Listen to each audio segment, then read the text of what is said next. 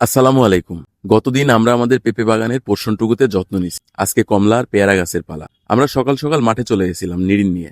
আমরা গিয়ে এই ঘাস পরিষ্কার করা শুরু করলাম। আমরা মোট ৩৫০টা পেয়ারা আর ১০০ কমলা গাছ পরিষ্কার করতে প্রায় দুপুর হয়ে গেছিল। দেন আমরা দোকানে গিয়ে জৈব আর রাসায়নিক সার নিয়ে আসলাম। আজকে ৪৫০টা গাছের জন্য ২০০ কেজি ভালো কোম্পানির কম্পোস্ট সার নিলাম। এর সাথে ১০ KG TSP, ১০ KG potash, ১০ KG urea আর ৫ কেজি জিপসাম নিলাম। আমরা আগের বারের ভুল থেকে শিক্ষা গ্রহণ করেছি। আন্দাজে আর সার ব্যবহার করিনি আজকে, আলহামদুলিল্লাহ। নভেম্বর মাসে গাছের সার দেওয়ার সময় আর আমাদের ক্যালেন্ডার অনুযায়ীও আমাদের সার দেওয়ার টাইম হয়ে গেছে। সেই সাথে এখন জৈব সারের গুণাগুণ আমরা জানি। জৈব সার মাটিকে জাগিয়ে তোলে, কঠিন মাটি নরম হয়, বাতাস ঢোকে, পানি ধরে রাখে, গাছের শিকড় যেন নতুন করে বেঁচে ওঠে। টিএসপি আর জিপসাম শিকড়কে করে তোলে পাকা, যেন ঝড় বৃষ্টি, রোদ, বালু ঝড় কিছুই গাছকে আর সহজে নাড়াতে না পারে। ইউরিয়ার স্পর্শে পাতায় উঠে আসে সেই গভীর সবুজ, যেন গাছটি ফিসফিস করে বলে, আমার ভেতর নতুন শক্তি জাগছে। পটাশ গাছকে দেয় রক্ষা, পাতা শক্ত হয়, রোগের দাগ কমে, গাছের শরীর স্বাস্থ্যবান হয়, গাছ হয়ে ওঠে আরো দৃঢ়, আরো সাহস। আমরা রিং আকৃতি করে গাছের গোড়ায় প্রথমে জৈব সার দিলাম, তার উপরে রাসায়নিক সার দিলাম